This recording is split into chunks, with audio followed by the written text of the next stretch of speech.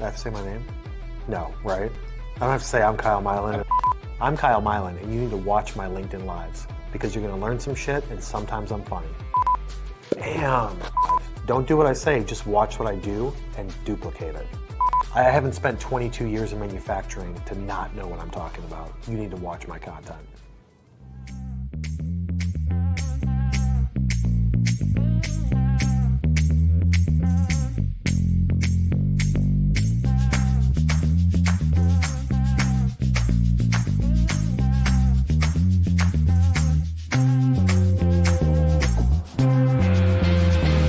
Kristen, Kyle, nice to meet you. Nice to meet you. Thanks for having us. Come on. Just wrapping up our trip, 3 days.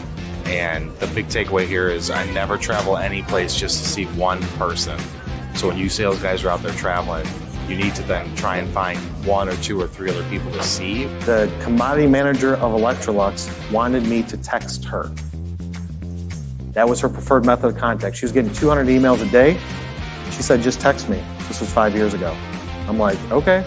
Literally could get her every time. What's up, guys? Kyle Mylan here with Manufacturing Tribe TV. Today we're at MD&M Minneapolis show. You're always going to remember that person that was different than everybody else. So it's talk standing out and being unique. We're back with another episode. We've increased some of our production value, so hopefully you guys enjoy it. Brett's got a question. How segmented do you make the emails every 2 to 4 weeks? Are you sending to the broad group of contacts or new customers? I think that you could do it both ways, but I think in general, everybody needs to see your content. Everybody needs to see something that you're creating and something that you can provide value to. You can tell a story a whole lot faster in a 3-minute video than you can in a 14-page article or 10 2-page articles. Everything's about brand awareness and content right now, and it will continue to be that. So focus on producing some sort of content, and if you're selling B2B, which I'm assuming most people here are, focus on LinkedIn. Number one, we do not charge for this stuff. I put all of my content out there for free. Send it to somebody that you feel may get some value out of it, and also engage. If you guys have any questions, feel free to leave them in the comments. We'll get to all of the comments after the break. Those comments mean the world to us because it shows that you guys care. So don't just sit there and watch, but please engage and hit those thumbs on LinkedIn.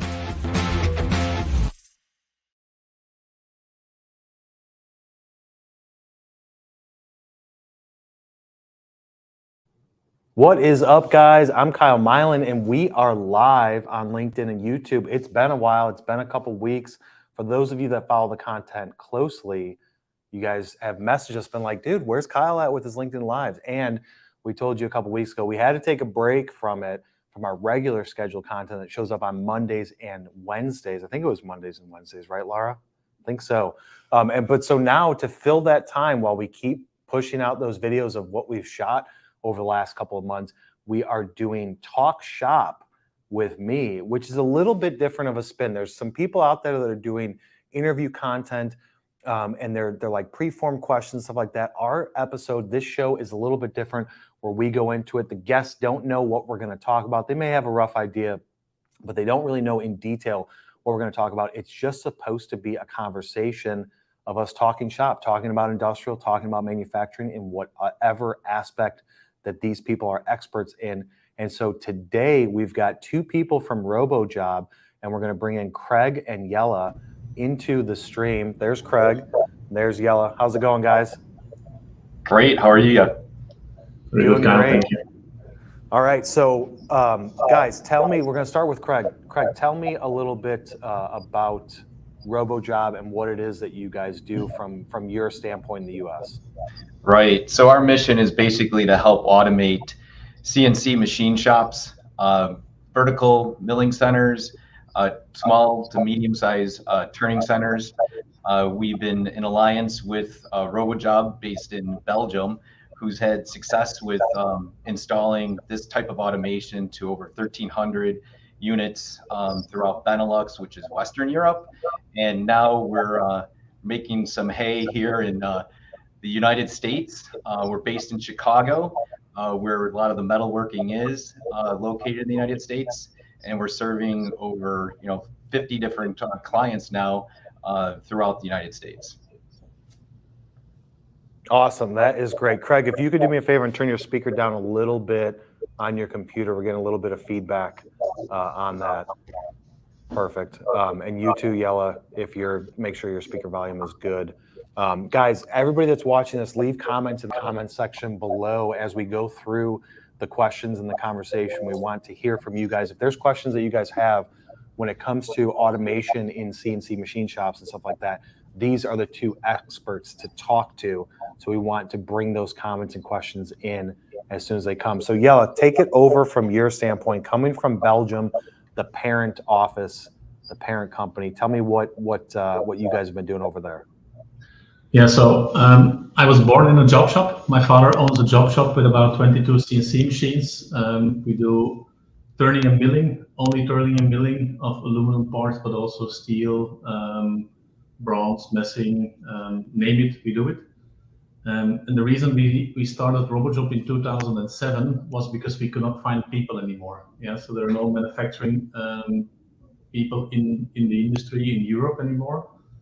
And we developed a system, the first RoboJob unit that was able to be programmed in 5 minutes of time for a piece that you haven't seen before. So we focus, Kyle, on small batches, small runs. We want to be flexible with our robot systems, and we want our operators and machinists not to learn anything about robotics. Yeah, it needs to be a help for them. We achieved in Europe, after 4 years of development in the garage of our grandparents, and we took some time to come to the US because we wanted to find the right partner. And with Craig and his team up in Chicago, we are now here. Yeah, more than 50 units installed in the past year. Looking forward to IMTS, where we show our units on the exhibition. And we want to make it in the US again. Yeah, so we see a big future for US manufacturing when they automate in an intelligent way. Yeah. So I want to thank you for the opportunity to be here today and to just have a conversation with you and Craig, maybe about the future of manufacturing. I don't know. I'm quite curious about your questions today. Yeah, so that's definitely an interesting story. So you guys had issues finding good people, and then you're like, you know what? Let's just create some robotics to be able to assist with that. I mean, that's definitely. Yeah. Yeah, so what we try to do, Kyle, is to look at our good machinists. Yeah, they make the money, they make the spindles turn, and when we make chips, we make money. But we have seen that some of our good machinists, they walked away because the business was changing too hard. The batch sizes have been growing slower and smaller and smaller. Delivery times have been ramped up, so we needed to deliver faster. So the only thing they were doing is loading and unloading CNCs. And they didn't have the time to program machines for prototyping anymore. So we wanted to change that, bring the boring stuff to robotics, and have our people focus on the added value, the creative tasks in our company. Yeah, so robotics in CNC and bringing in automation. I mean, when you guys took on that challenge, you know, it seems like it's a crowded space, right? Like I have to assume there's a lot of players, a lot of competition for you guys. So you made some strides over in Europe, and then you're bringing it into the United States. Craig, why don't you tell me what type of hurdles have you had to overcome getting the brand recognition out here? Yeah, that's a great question, Kyle. So a little bit backstory about ours, and I'll answer your question, is that, you know, we were mostly a contract manufacturer for 20 years with doing machining and assembly in our facility. And we had echoed the same challenges that, you know, Jelle was talking about with his family business, where we had machinists that wanted to do more creative tasks and not do machine tending. And what we were trying to do is, you know, automate our own shop. And we did that with some collaborative robots, and we had some success with it. But we found a lot of difficulty as we grew that type of automation internally, because it was required because of a lot of do-it-yourself type automation. And we discovered that there is something that was more exciting and purpose-built, which was the RoboJob product. And it's a smaller space. There's not a lot of competition for purpose-built CNC automation type equipment. There's a lot of, you know, buzz out there with the collaborative robots and do-it-yourself type work. But what we discovered is that internally with us and also externally with our customers that actually use this type of automation. They're not interested in the do-it-yourself type work. They need instant success with the automation, and that requires having purpose-driven products like RoboJob has. It's pretty much what we call off-the-shelf type equipment. So when we deliver that message in the marketing side of things, it's really impactful because the equipment's stock equipment that we have here, so that it shows that there's instant gratification from a perspective of a customer's needs. Also, our installations are in less than a week. So, these are things that our customers are drawing on. They don't want the long process of developing some sort of automation. They don't want the long process of tying up their CNCs when they're trying to put that automation in. So this is actually a game changer, and there's a very limited amount of competition in this space right now, because the other part of the competition is more in that do-it-yourself type space, as I mentioned before. Yeah, so that's really interesting. So you guys found a specific niche, right? Like you guys could probably create a robot that could do everything, right? Collaborative robots and 7-axis and all that stuff. But you guys found a specific niche of saying this is what the market needs and wants, and they're solving their problems with a solution that's not, can it do it? Yes, but is it meant specifically to do that single thing? Can it be done quickly? How fast is the ROI, right? Everybody cares about ROI and time to implement. And so you guys have the solution for a specific niche. Yeah. And that's where I feel like too many times, especially in industrial, people are trying to focus on going after everything, right? Whether it's because of revenue or because they don't want to say no to certain industries. They're like, I want to create something that can solve everybody's problem at once.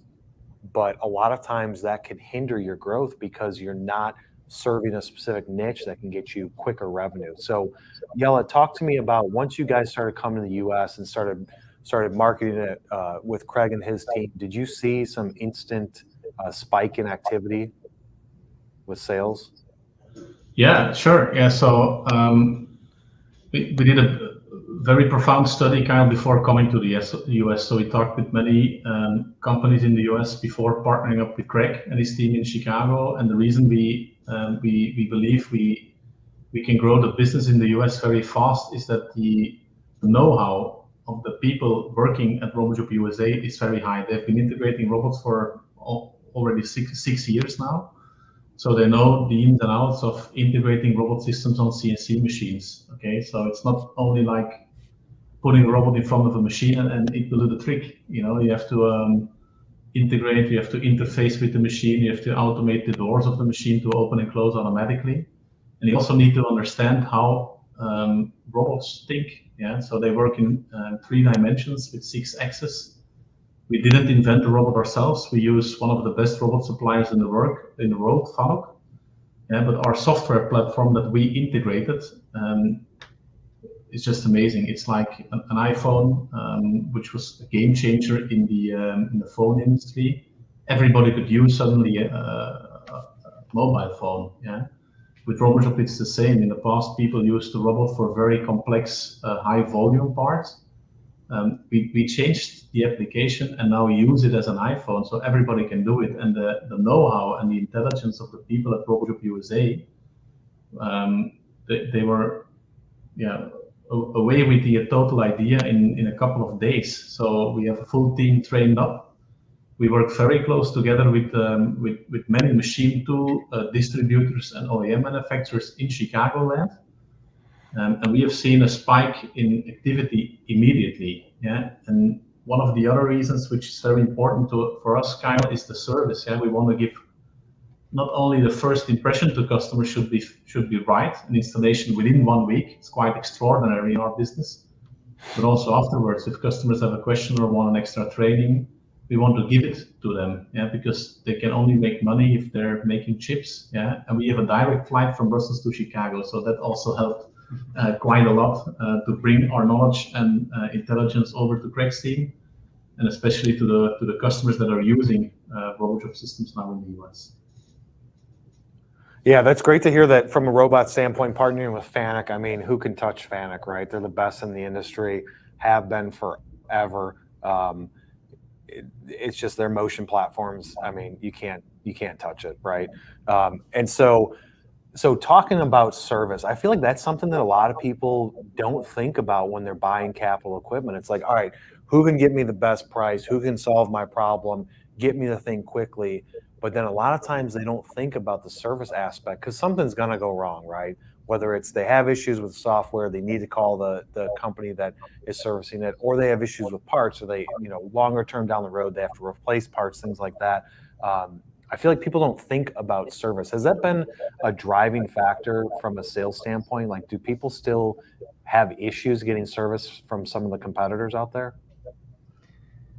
Well, one of the things that is amazing about the product too is that whenever we have a service call, we learned this early on working with Jelle, and our team couldn't believe it, but more than 98% of the time of we have a service call, like if somebody calls in and asks, for help to support some sort of challenge that they have, it's all taken care of over the phone.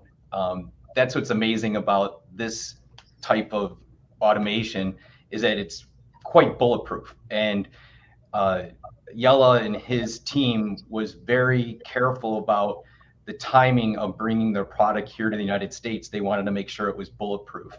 So the applications where there's a situation where we have a service call that comes up, it's normally about them doing something different with the robot that was not normally what was supposed to be first intended for. So most of our service issues are taken care of over the phone, sometimes within 5 minutes, sometimes within 20 minutes. So it's pretty quick, which is unique. And the other thing to suggest here too, you mentioned about Fanuc. Fanucs are designed for high speed, high payload, dirty environments, continuous operation, 24/7. For machine tending, to take apart in and out of a CNC, this is what the best analogy is, basically grandma driving her car to church on Sunday only. These are robust solutions. The robots are strong and powerful and bulletproof as well, and same with the software. So what's unique about this is that the product is quote unquote bulletproof. Nope. Yeah. So, it's really interesting that you guys can do that stuff remote. I feel like with some of the traditional solutions out there, a lot, like, it depends on that support system and the service system in place, but it looks like you guys did the stuff up front with the development of it, so that way, knowing that there's going to be service issues down the road, but by kind of like, Jelle, do you feel like you guys knew that ahead of time and you developed the system, the solution, so that way you guys could service those calls easier and more efficiently? Yeah, so the first 2 years, Kyle, I have to admit, we also did quite some custom specific projects. Okay, so we integrated the robot for loading very big parts, high volumes. We integrated the robot for loading very small parts, low volumes. And we figured out quite fast that if we develop a solution which is dedicated for only one customer, you need that guy that developed the solution for that customer to stay in the company forever. Because if that machine breaks down, he's the only one that knows where to look for. Yeah. So in 2010, we switched strategies quite fast after discovering that this wasn't the growth model. And then we took on the approach of more like, let's say, Apple with their iPhones. Yeah. So people that use an iPhone, they're getting pushed, to install a new software. We're probably going to go 10 minutes over. And this was just amazing. So if we were able to have a standardized product that we can service over the complete life cycle, with new people in the company that we train and grow, this was the philosophy of the first RoboJob unit that we placed onto the market, having this type of strategy. So after a couple of mistakes in the beginning, Kyle, we figured out that the only way to grow the business and maintain a high customer satisfaction is to have standardized units, standardized systems, and then all the intelligence should be in the software. And this is something that we developed. So it's working out quite well, I have to say. And we are having a conversation now. I'm in Belgium for the moment. It's 7:22 in the evening. So you can imagine a customer of ours in the US calling to Craig's office, and if there's really a problem that we cannot solve in the US, yeah, we can jump in remotely from Belgium as well. It's not a problem anymore. Yeah, so something you said there I think is interesting, and I've talked about that a lot, but it's like that pivot point that you guys did where you said, we're going down this path, it's not working or it's not the best solution for it, and then you guys quickly pivoted. Do you feel like if you didn't do that, that we wouldn't be talking where we're at today? Yeah, definitely, without a question. Yes, definitely. Yeah, because I feel like. Yeah. Go ahead. One more thing I want to add, Kyle, although it's very fun, yeah, to make custom dedicated solutions, and it's maybe the thing that my father did the most, yeah, and enjoyed the most, is developing something new. Yeah, it's very tricky to try to grow a business that is different all the times. Yeah, so yeah, we wouldn't be sitting here if we didn't change. Yeah, I feel like too often people, whether you're in sales, marketing, you're in industrial, it's like you keep doing the same thing, and you have to make an adjustment, you have to make a pivot. But maybe it's because people are too used to doing it the traditional way. Maybe it's because there's too many layers of complexity in order to make a pivot or adjustment. But I feel like the people that succeed the fastest and the most are the ones that are willing to make that pivot point, adjust, change paths to what they're doing quickly, and then looking at the results to see if that did indeed increase whatever expectation they had. But I feel like people often enough are not doing that, and they get bogged down by not adjusting quickly. Would you agree with that, Craig, on your side? Oh, absolutely. We're a firm believer of the 80-20 or Pareto principle. We're going to go. Where 80% of your work is standardized into a certain effective model. And absolutely, it's something that actually I believe is important that kind of Jelle just touched on too, is like they didn't want to commercialize anything that was for a small population of machine shops. It was designed for what 80% of the machine shops need. And they also use, and Jelle, I don't want to take anything away from how you guys look at things commercially, is that you're looking at if there's more than one customer interested in this is something worth looking at. And the automation that RoboJob is developing there, that's already in Europe but not even in the US yet, is so advanced because they're developing new products where customers need these type of products. It's not just a one-off or designed for a small select few. And also the R&D over at RoboJob is significantly more advanced in developing things that what the larger population of machine shops need. That's awesome. So you guys talked about IMTS. It's coming up here in a few weeks. What type of display can people expect to see at IMTS this year from you guys? Yeah, I'll let you explain what's going on there, or I can tell you more about it. Yeah, so we wanted to bring Belgian beer, Kyle, on the IMTS, but unfortunately this is not allowed, not possible. So we have booked a booth in the south building, the main building of the show. If you see the booth of Mezek or Haas, it's in between and then all the way down the aisle. We will show our turn assist and mill assist solutions, so a loading systems for lathe and a loading system for mini machines. We will present the software on different screens, so customers can have a feeling how easy it is to program the systems. I will be there, Craig and his team will be there as well to talk to anybody who is interested. And if somebody wants to bring parts to the show that we want to demonstrate with the units, parts that we haven't seen before, bring them. We can do a demonstration, we can show how the product works. We have a meeting room available for customers that want to order immediately or for partners that want to look for long-term partnerships with ProGroup USA. So yeah, we're very happy that there is a show again after a couple of years without any shows due to the COVID pandemic. So we are very, very excited. Yeah. And also we bring a couple of people from Belgium to Chicago as well to see the city, to see the show, the customers in the US. So everybody's very excited at RoboJob. Yes. Yeah. I mean, IMTS, what a show to start with, right? Because it's massive, and what a great city, Chicago. That's where I was born and raised. But 4 years ago, I said I got to get out of the cold, and I moved down here to Texas to thaw out. But so, I mean, you guys heard it. Everybody watching this, whether you're watching this live, watching on the replay, you guys heard it from Jelle. He said, bring the challenge, bring it on.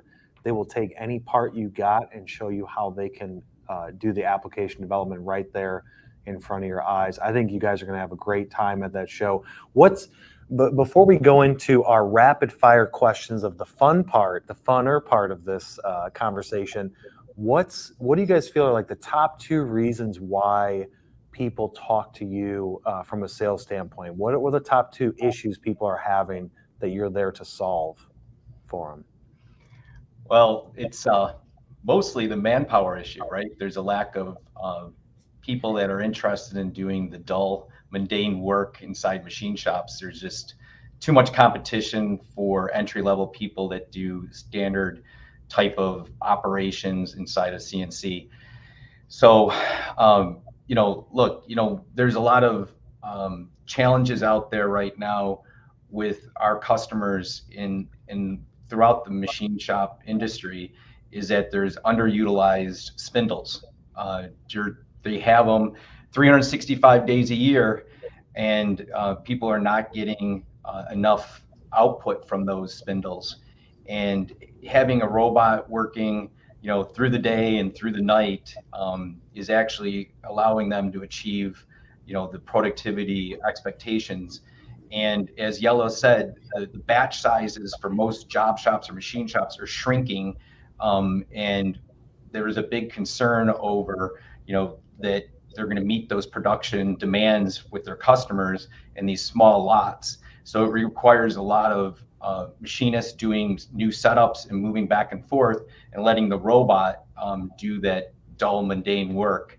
And that goes back to the challenge, is that you have a high-priced machinist doing work that's mundane. They should be doing more of that creative tasks, doing what they're paid for, which is to do, advanced programming and inspection and keeping up with all the paperwork that's required in high precision machining. Yeah, and I think that's probably one of the biggest issues right now in manufacturing. All the clients that we have, all the people that we talk to, is finding labor. And it's not necessarily project engineers, salespeople, it's operators, it's fork truck drivers, it's those people that are in those positions. Like, we've got one client right now in the Twin Cities, they have 60 open positions, ranging from brazers, welders, to line operators, cell leaders, and they've been like that for over a year. So your solution should, I mean, if I own a machine shop and I'm having issues with that, I would think that I would instantly turn to you guys and say, help me out with my labor issues on this. I mean, that's really where it's got to be. Laura, do we have questions and comments that have come through so far? Let's see what we've got. So Paul Johnson says, hello all. What's up, Paul? What's going on, man? Or it says very quick installation. Can he attest to that? Is he part of your team over there, Jelle? No? No. He's just saying very quick installation, guys. I mean, you hear it from the comments. And then one last comment, Patrick says, are you guys looking for distributors? So how do you guys have your model set up with if people said, hey, I want to get involved with RoboJob, is it just working with you over in Chicago, Craig? Yeah, the inquiries come in to us in the U.S. Through our main office in Chicago, and then we have some other sub-distributors that we align ourselves with, and so we always work in conjunction with them as resellers as well. Awesome. That's great to hear.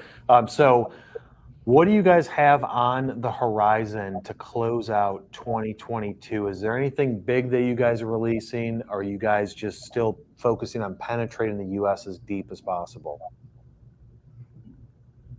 Very good question, Kyle. So we will see what the reaction of the market is during INTS. Yeah, we expect actually we expect a boom. Yeah, so we are looking for people also at RoboJob USA to join the team. Yeah, salespeople, but also people that can install the systems throughout the US. And we have been talking in the US already with Fanuc and also other suppliers to maybe build the product in the United States. It's too early to tell, yeah, because of the supply chain issues we currently see.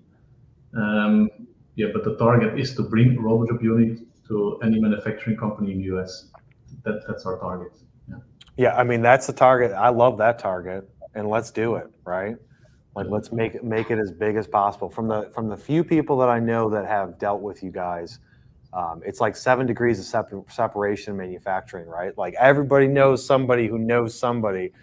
So I've had a couple of people say, "Dude, you need to check out RoboJob," and that's when I said to my team, I'm like, "Who knows somebody from RoboJob?" And Greta's like, "I know people from RoboJob, and let me talk to Craig." So comment from Jessica Wilbur. She says, "Huge supporter of automation." Jessica has been in CNC world forever.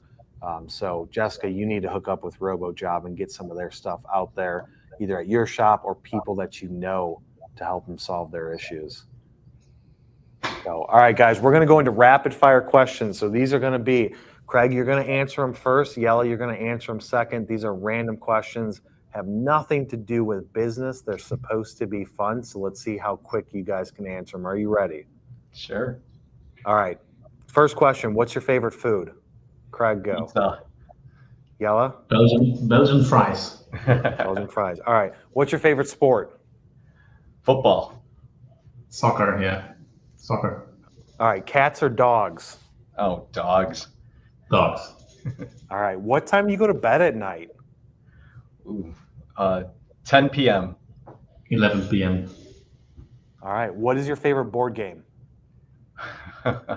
Monopoly. Is chess also a board game, Kyle?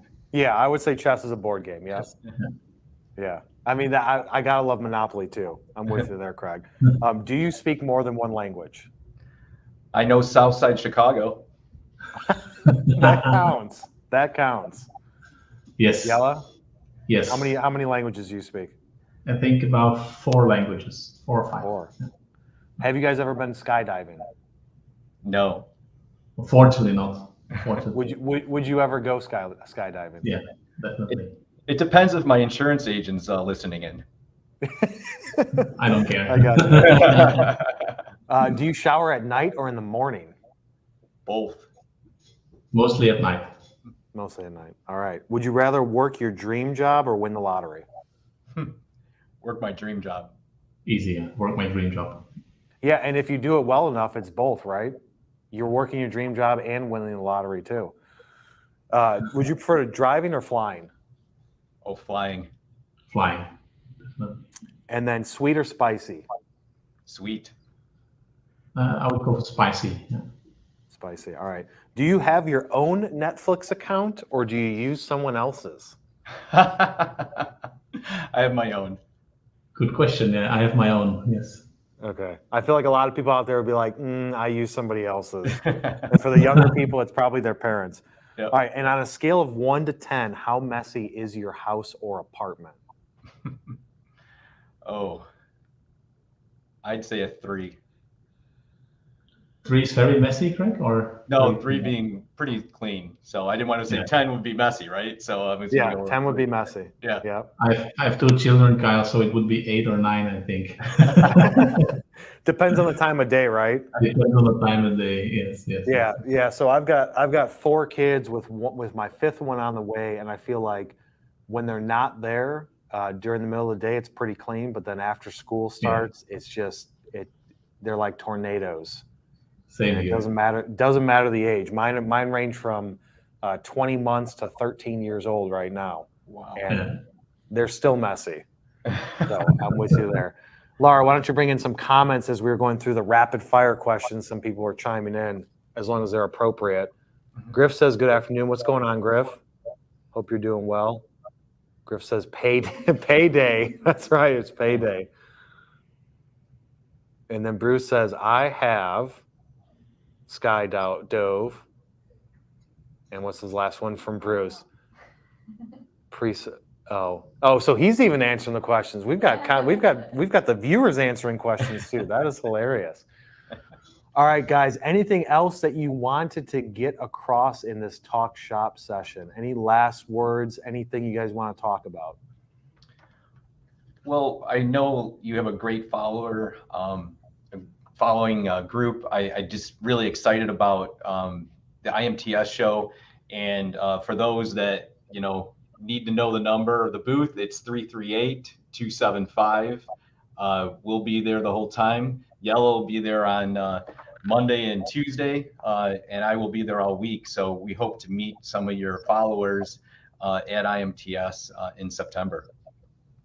Yeah, absolutely. And anybody watching this live or on the replay, if you're going to IMTS, you need to at least stop by and say hi to these guys and be like, dude, I saw you guys on the live on LinkedIn.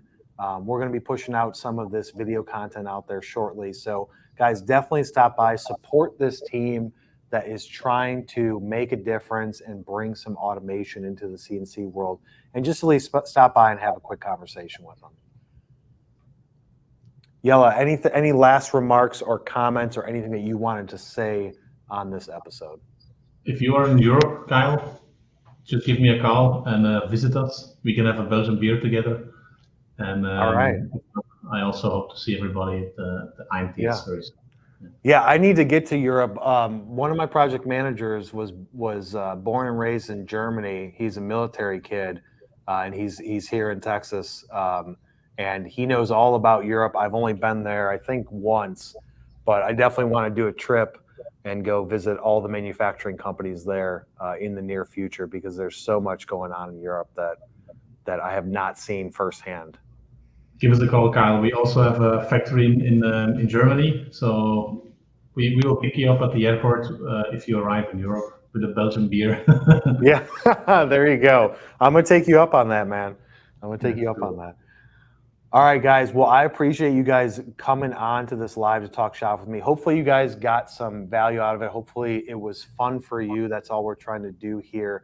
And to everybody watching this, definitely if you're going to IMTS, check out Robo Job. Do it for me. I was planning on being there, but schedules aren't lining up. So at least stop by and say hi to these guys for me. And as always, go to the YouTube channel. We've got over probably 300 videos now on the YouTube channel talking about industrial manufacturing, marketing, sales, everything in between. And now these new Talk Shop with Kyle shows. So go check it out, and we will see you on the next one.